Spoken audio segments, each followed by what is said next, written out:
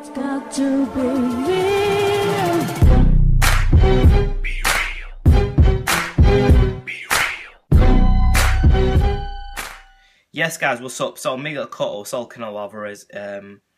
Finally, this fight's happening. Believe it or not, I've actually done a couple of videos on this fight, but I never got around to uploading them. I did one prior to it getting made, and I made one after it getting made. But I'm just doing another one now, an updated video because it was quite a while ago and I didn't get a chance to upload it. But Miguel Cotto and Saul Canelo Alvarez this is just such a tremendously sick matchup. Like, it's just so good.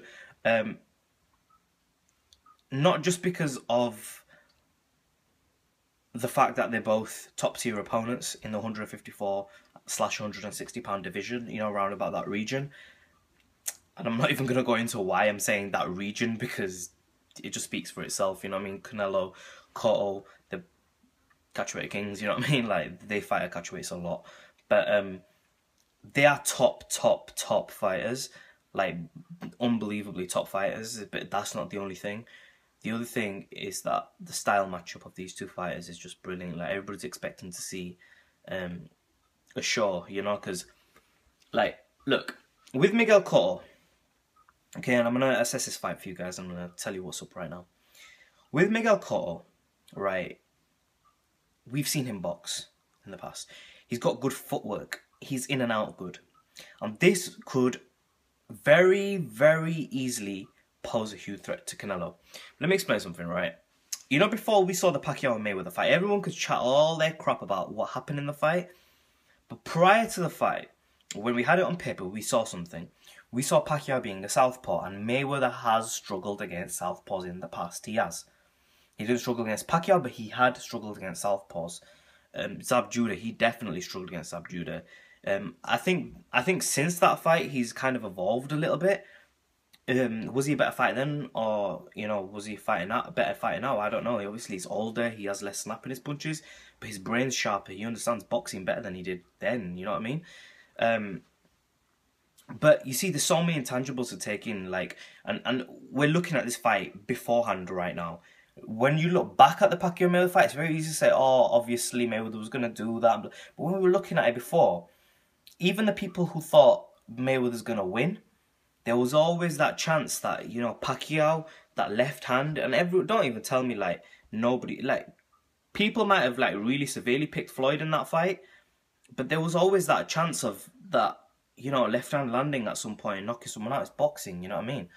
But Pacquiao being a southpaw, Pacquiao being an explosive fighter, and we were remembering the old Pacquiao who's, you know, in 2009, who threw high volume punches and rah, and there was so many intangibles to take into consideration that Pacquiao could have won that fight. But then on the flip side, you looked at Floyd Mayweather and you also realised that Floyd Mayweather was a tremendous counterpuncher.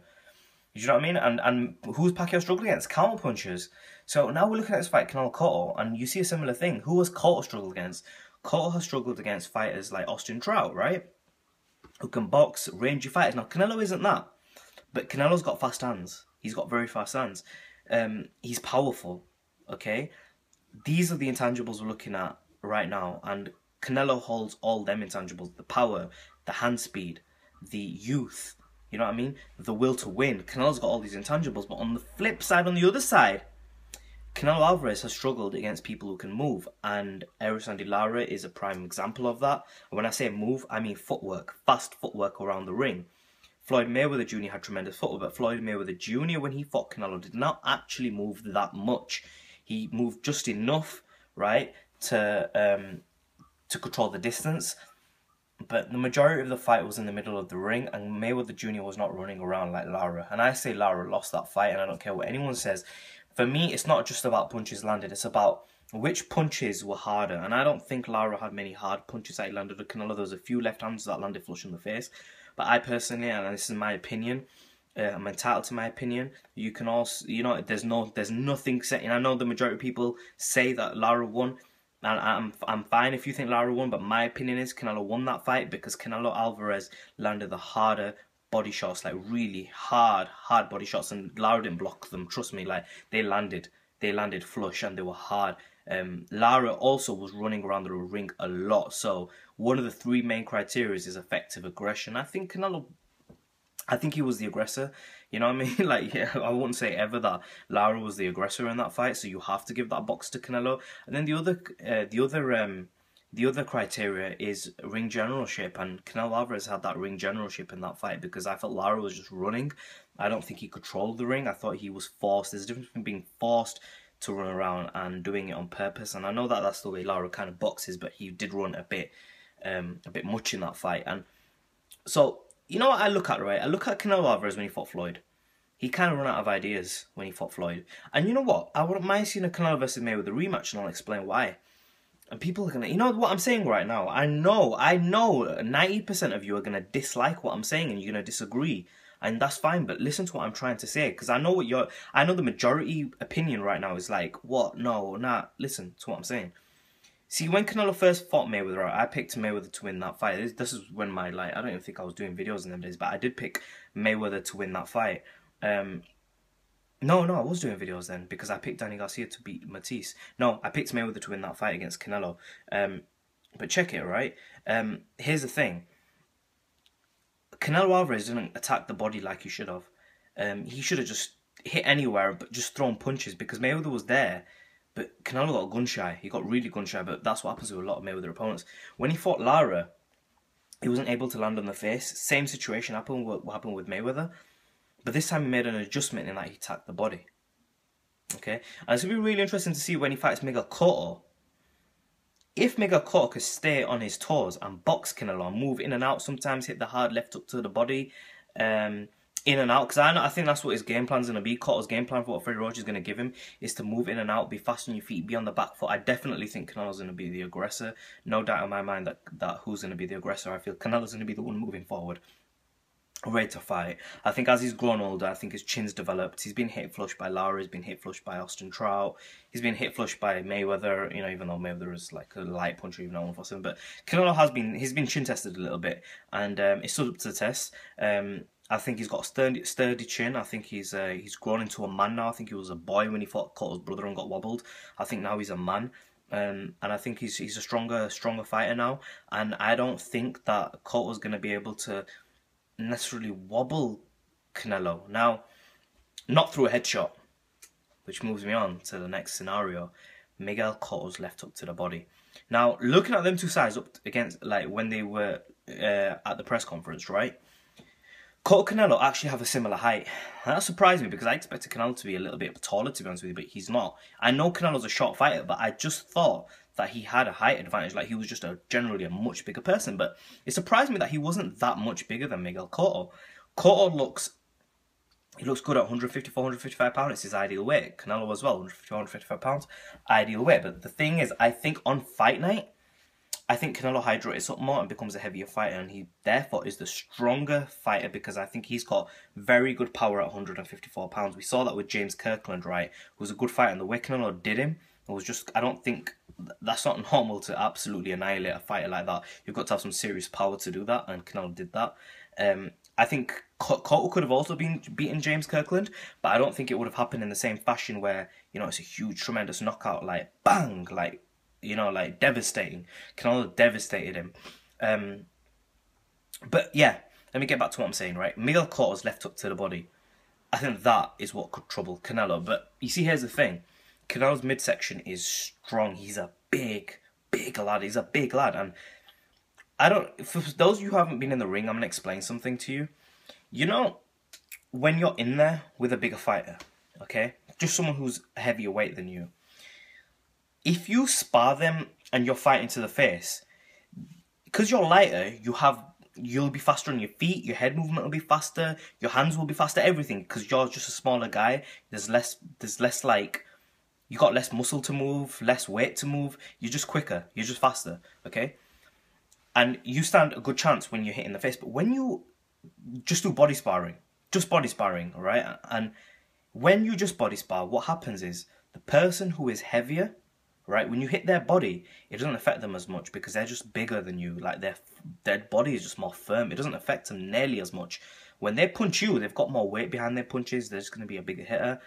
And it hurts you because that weight makes so much of a significant difference. I can't even tell you like, how much of a difference it makes. Like, it makes a huge difference on the body shots. But if you're a really good boxer, when you're full fighting, the lighter guy like Floyd Mayweather, Canelo Alvarez, we saw how Mayweather did it. We've seen it against Mayweather and Maidana. But I'm jumping a bit here and there with what I'm saying. But the point is, I think on fight night, Canelo's going to be the bigger guy, and I don't think that left hook to the body what Miguel Cotto's got is going to affect Canelo like it affected some of them guys who Cotto did. I mean, if we look at Sergio Martinez, we look at Andy Lee, and we look at Rodriguez, I'd say that the bulk of these guys, I mean, their midsections are not as, even though they're heavyweight classes, they're not like chunked out as Canelo is. Canelo's like a stern, heavy lad, you know, like he fights at 154, 155, but he struggles to make that weight. He hydrates up really heavy, I know he does. And his midsection is like chunked out. And them guys, right, some of them are not in their prime. Sergio Martinez definitely wasn't. Like, I think he was gone in that fight. I think his knees were gone.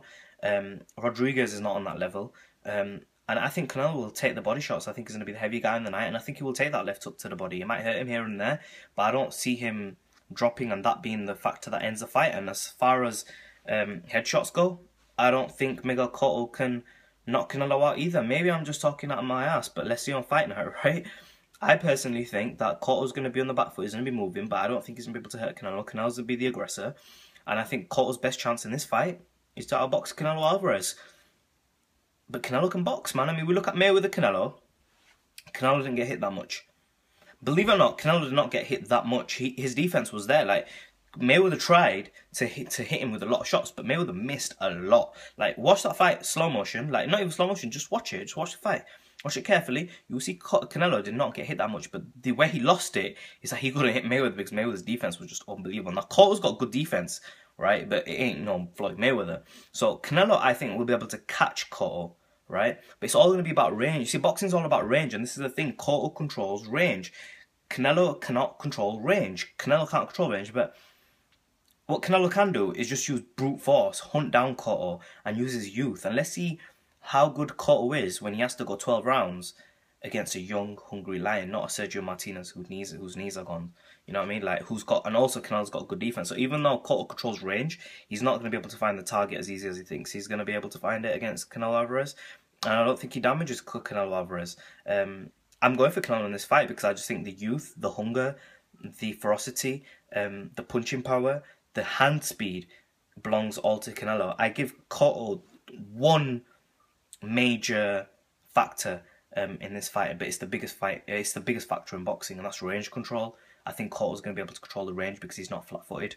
Canelo is flat-footed, but if Canelo attacks the body early, hurts Miguel Cotto's body, because Cotto's body is not huge. He's not got a huge midsection, and he's not muscled out. You know, he's not got a very firm, big midsection. Like, if you just look at Canelo and his mid region, it's huge and it's chunked out and it's strong. You can tell he's been doing a lot of weights on it.